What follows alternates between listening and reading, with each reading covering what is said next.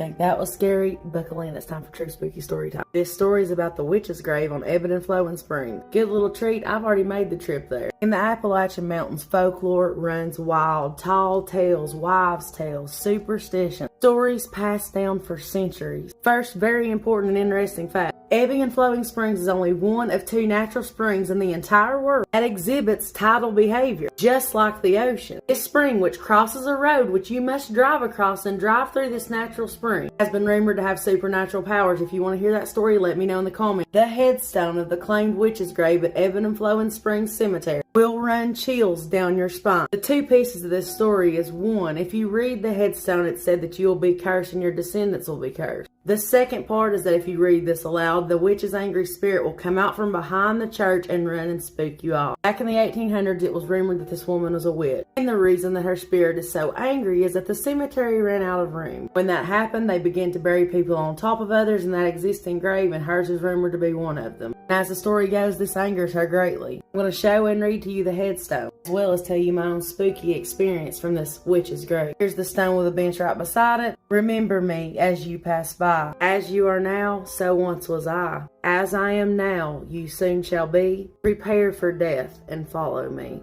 The engraving on the stone alone is enough to make you raise an eyebrow, as one does who's very sensitive and extremely curious. Friends and I made the trip on Halloween night to the witch's grave. We pull up to the bottom of the road where the spring crosses the road that you drive right through. Walk up the dark wooded trail up to this church where this cemetery is. There's also a 1-room schoolhouse that is still standing there, and if you peek through the window, it is set up exactly how it was left. The school is like a ghost town stuck in time. As the directions were given, we followed the trail to a very large oak tree where her headstone stood from the 1800s, along with a bench beside it. By the light of only a flip phone cell phone, we read this headstone. This was the first time I had ever read this headstone in person. In a matter of seconds, we began to hear noises behind us. As my friend has me arm in arm screaming and running down this hill, I look back. Something's different this time. In the distance by the schoolhouse, I see a blue illuminated glow of a 3rd building which is not there. This illuminated building that I could clearly tell was not solid. Between the old 1-room schoolhouse and the church, which is still an active church to this day. Being absolutely terrified by hearing noises coming from behind us, we still were running, and I had not told my friend about this yet. By the time we get in my vehicle and we get out of there, I asked her if she saw anything. Did she look back? She knew she heard things. I was the one that looked back. I told you if you stuck around there was a treat coming. I will be once again taking the trip to the witch's grave.